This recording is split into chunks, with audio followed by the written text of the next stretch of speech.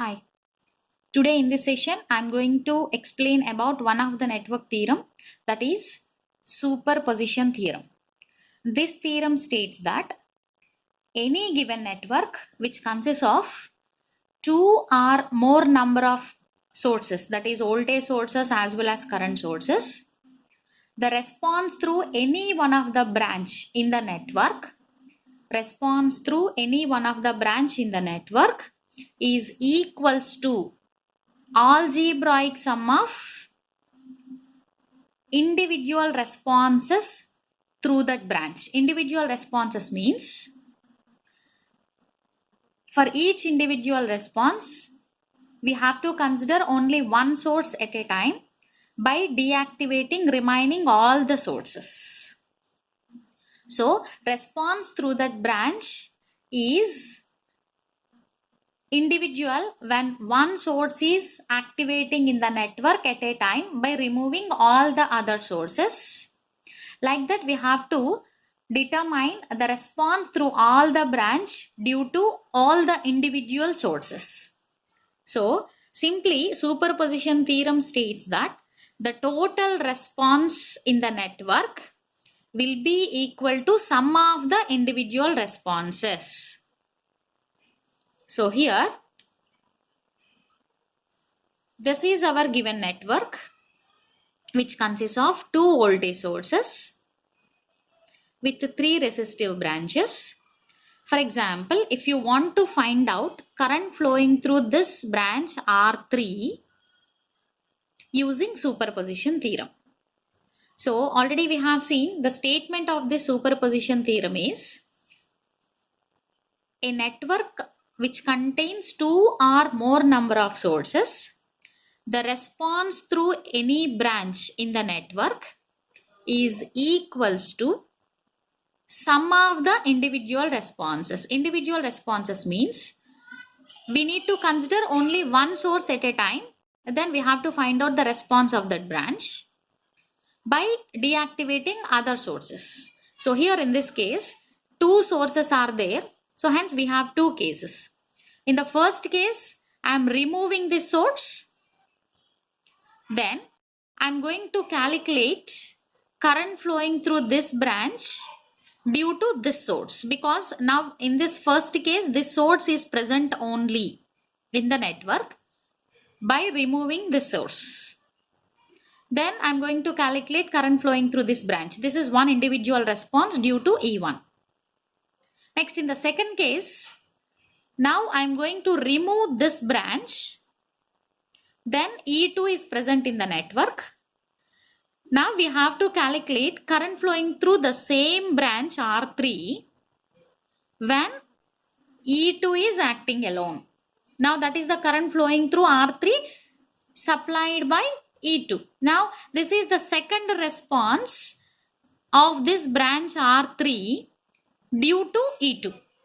Now we have calculated the individual responses through R3 separately by acting E1 alone and by acting E2 alone.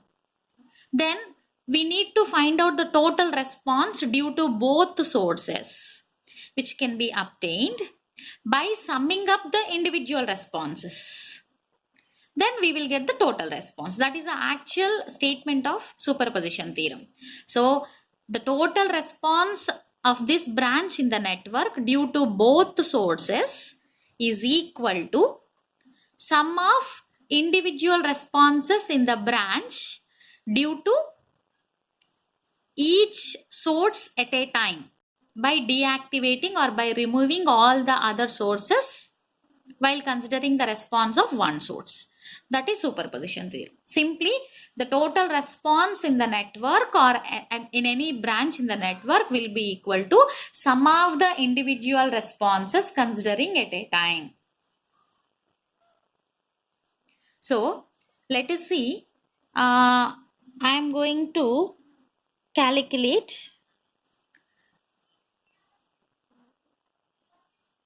So here I am going to consider this circuit. Now I want to determine current flowing through R3 branch using superposition theorem. So here first thing is, in order to find out this response, it is difficult to consider only two sources. Because it is a simple network, it is easy. But if complex network is there, it is very difficult to consider all the sources at a time. That's why I'm going to consider only one source one time by removing all the other sources. So for case 1, I'm going to deactivate E2. So deactivating means removing this source. E2 is removed. Removal of E2 means it is a voltage source. All voltage sources are replaced by short circuit and all current sources are replaced by voltage open circuit. So here by removing E2 means it is short circuit. I am going to find the response through R3 due to E1. So that's what I am going to calculate here. Current through R3 ohm is I3 dash. So here let I3 dash is the current through R3 due to E1. So for that, first I am going to calculate the total current as I is equal to E1 is the total source voltage applied and R equivalent is the resistance. For R equivalent, R2, R3 in parallel in series with R1. Then V by R equivalent, I is calculated here. Then after calculating this total current I, this I is divided into these two parallel branches R2, R3. So I am applying current division rule to calculate I3 dash. So here I3 dash is total current I into R2 by other branch R2 by R2 plus R3.